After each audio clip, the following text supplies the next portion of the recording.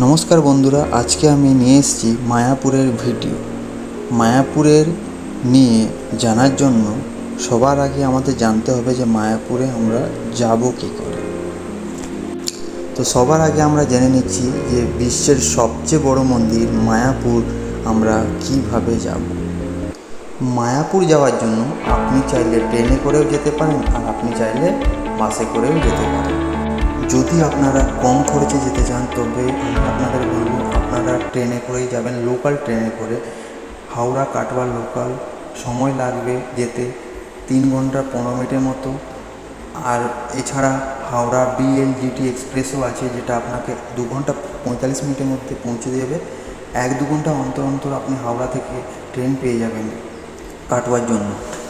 যদি আপনি লোকালে যান তবে আপনি মাত্র 25 টাকা ভাড়াতে আপনি পৌঁছে যাবেন কাটোয়া। আর আপনারা চাইলে শিয়ালদা থেকেও কৃষ্ণনগরের লোকাল আপনি ট্রেন ধরতে পারেন। ট্রেন অ্যাভেলেবেল থাকবে, ওই 2 ঘন্টা অন্তর অন্তর বা 1 ঘন্টা অন্তর অন্তর আপনি ট্রেন পেয়ে যাবেন। ঠিক আছে, ওখান থেকে আপনাকে পৌঁছতে লাগবে 2 ঘন্টা 30 মিনিট। আচ্ছা, এবার যদি আপনারা নবদ্বীপ হয়ে যান তো আমি বলবো আপনি চাইলে নবদ্বীপে একবার ঘুরতে পারেন, কারণ নবদ্বীপ চৈতন্যদেবের জন্মস্থান। অনেকগুলো মন্দির ওখানে দেখতে পাবেন। এছাড়া ওখানে দই আপনি খেতে ভুলবেন না। আপনারা যদি নবদ্বীপ হয়ে আসেন তবে আপনাদের টোটো ধরে ফেরিঘাটে আসতে হবে, যেটা ভাড়া লাগবে আপনার 20 টাকা। ওই 20 মিনিটের মতো সময়ও লাগবে ওখানে পৌঁছোতে।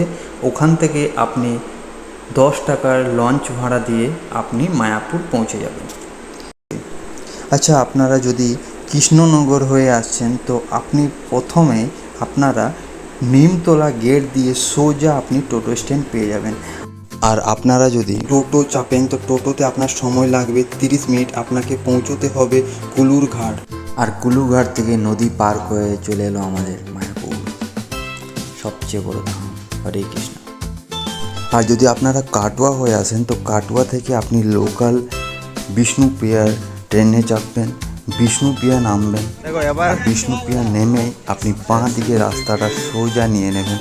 এখানে ভিড় বেশি থাকে না, সব থেকে ইজি পথ হচ্ছে এটাই, সব থেকে কম খরচে। এদিকে সোজা দেখুন আপনি যাবেন আপনারা, আর বাঁ দিকে দেখুন টোটো লাগা থাকবে। 15 টাকা করে ভাড়া নেবে, আর 15 টাকার ভাড়া বিনিময়ে আপনি যাবেন ঘাটে। আর ঘাটের থেকে আপনারা আবার সেই লঞ্চ ভাড়া 5 টাকারও আছে, 10 টাকারও আছে। যেমন লঞ্চে আপনি বসবেন সেরকম ভাড়া দিয়ে আপনি মায়াপুর আপনারা চলে যাবেন। হয়ে গেল ট্রেনের কথা। এবার বলি, যদি আপনারা বাসে করে আসেন তো আপনারা যদি একটু খরচ করে আসতে চান তাহলে ধর্মতলা থেকে আপনারা বাস পেয়ে যাবেন। ওখানে সকাল 6টা নাগাদ বাস ছাড়ে, ঠিক আছে। আর ওখান থেকে অনলাইন বুকিংও হয়, ঠিক আছে। আমি আপনাদের সাইটটা মেনশন করে দিলাম, এই সাইট থেকে আপনারা বুক করতে পারেন, ঠিক আছে। ভাড়া থাকবে 600 টাকা। গাড়িটা আপনাদের নামাবে বংশী ভবনে মায়াপুরে। জানি 600 টাকা একটু বেশি পড়ে যাচ্ছে, তবে একটা সুবিধা আছে, সেটা হচ্ছে এক নম্বর হচ্ছে এসি বাস 600 টাকার মধ্যে। আর কোথাও না লঞ্চ চেঞ্জ করতে হবে, না ট্রেন চেঞ্জ করতে হচ্ছে, কিচ্ছু চেঞ্জ করতে হচ্ছে না। আপনার ডাইরেক্ট পৌঁছে যাবে মায়াপুরে বংশী ভবন এর ওখানে ডাইরেক্ট ওখানে নামাবেন। ওখান থেকে আপনারা হোটেল নিয়ে মন্দিরে পুজো করবেন। তো কোথাও নামতে হচ্ছে না, 5 ঘন্টার মধ্যে আরামসে আপনাদের পৌঁছে দেবে, ঠিক আছে।